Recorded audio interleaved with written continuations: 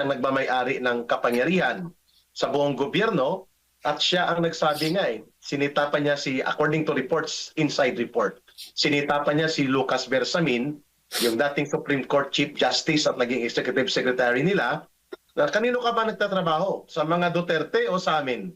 Noong panahon na pinapadukot si Pangulong Duterte, Lucas Bersamin, according to inside report, made a position na dapat ipadaan sa local court for warrant determination and for affording former President Duterte as a citizen of the Republic of the Philippines to challenge the arrest in a local court. Ang sagot sa kanya ni Lisa, nitong pinag-usapan namin ni Ma'am Lorraine, na walang pananagutan pero nakakakuha ng 100 million pesos na allocables. Tarantado talaga ito. Proyekto ito, pag sinabing allocables, pinalusot na pundo yan.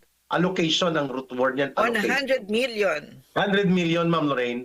At ang kasabwat, si Boji D, na ngayon ay Speaker of the House. Doon idadaan ang kunwari proyekto. Ang nakalagay sa Cabral Files ay care of First Lady through Office of the President. In partnership to the project is Congressman Boji D. Doon idadaan ang kunwaring proyekto.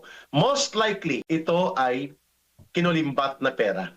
Ginawa na lang yun na dahilan si Boji D na doon idinaan para mapalilis mo ang pondo.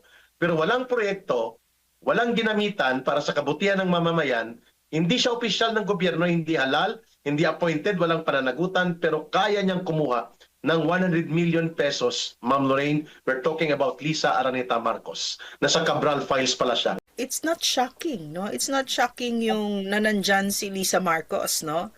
Kasi from the very start talaga, nakita natin, no? Alam natin na siya yung nagpapaandar ng gobyerno, she calls the shots, di ba? And who is this person? Who is this person? I mean, no, like you said, no? I'm sorry, I have so many thoughts about this, no, Eric? But it's not only unfortunate, no? Pero again, it's a very weak president, very weak leader, no? Na yung kaya siyang ganyanin ng asawa niya. Talagang binababoy ang mga proseso natin ng Marcos couple. No, kung anong sinabi nila yan ang masusunod. At alam natin na isa sa mga group effort na yan, andyan si Lisa Marcos, yung extraordinary rendition ni PRRD, andyan siya. So, I really pray for the day when this woman is made to account for all the crimes that she has committed against the Filipino people.